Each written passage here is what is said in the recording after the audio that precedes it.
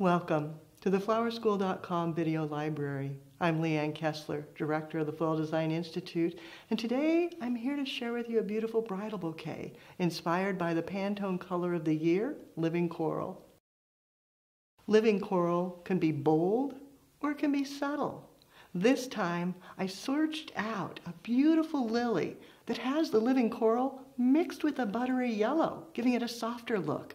All of this from florabundance.com. They had these gorgeous lilies. Then I went through and hunted through their website. They make it so easy. You can sort by color, sort by flower, and started pulling things that went well with the lily.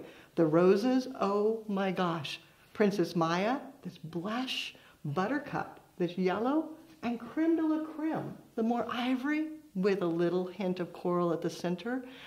Gorgeous combination. Then buttery yellow lisianthus. And look at these gerberas. Aren't those fabulous for texture? And a very soft peachy coral. Then a little bit of hydrangea just to tie it all together. As you begin your bouquet, you want to prepare all your materials ahead of time. Remove the foliage. Make sure that everything's in good condition. And then I like to start with a base of hydrangea. Gives me a nice solid covering to begin with, and then you can just add the flowers in.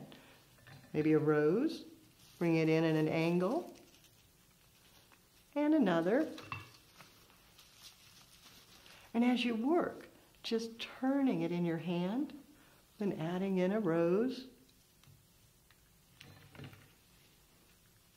And it's perfectly fine to go back and do several.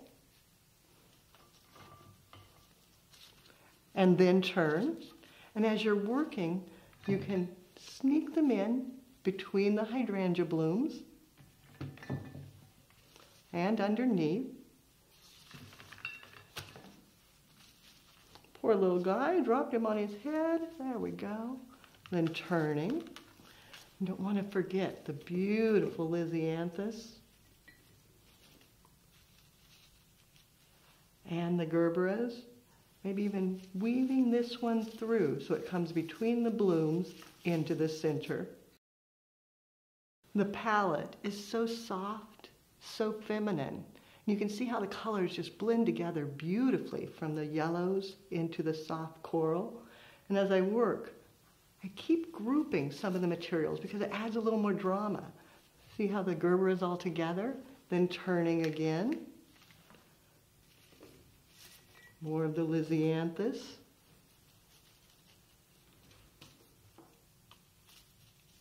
Letting it gracefully drape slightly. Coming back with more of the rose. Then turning.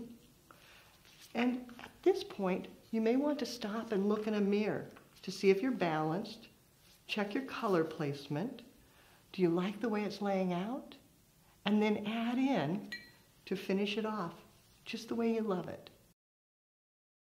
As you finish, tucking in those last blooms, turning it in your hand, checking the balance, determining where you might need another lisianthus, maybe you need another rose, maybe two lisianthus, and then turning again, filling in any holes that may have appeared.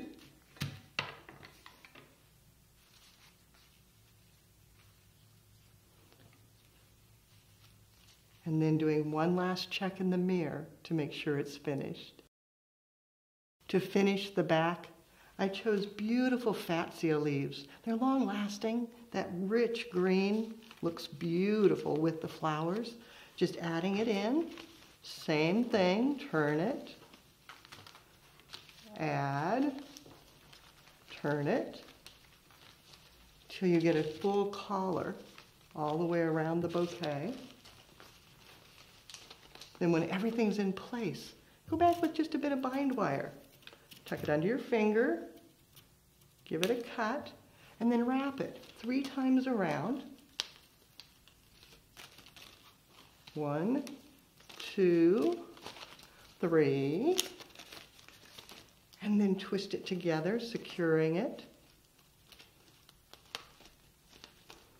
Then go back and cut the stems so they're all the same length. With the bouquet made, you can set it into a vessel of water, set it in the cooler, and let it wait until it's time to add ribbon and deliver. Now you may be wondering why I started with the lilies as my inspiration with the living coral, but there are no lilies. Simply because if you design with the lilies from the beginning, it's so easy to damage the stems and the petals and they get just a mess. You don't want to do that. So instead, do it last. Take the bloom, cut it off the stem, and then using a water tube, place it right down in, making sure it gets all the way to the bottom so that it's nice and deep, where it'll have a lot of water to drink. And then, using your Oasis Flow adhesive, just a bit on the side of the tube, and then place it right down in the bouquet. Now you see how the lilies truly are the beginning of a fabulous bouquet. Thanks to florabundance.com for having so many gorgeous flowers. The lilies were the start, then the gerbers, the roses. Oh my goodness. For more creative inspiration, check out the website, flowerschool.com. If you have questions, you can reach me there or pick up the telephone and give me a call at 503-223-8089. Because now it's your turn. Find some fabulous flowers, make a bouquet, and then take a picture, post it on social media, and tag Floral Design Institute so we all can see your creativity. Have fun and do something you love.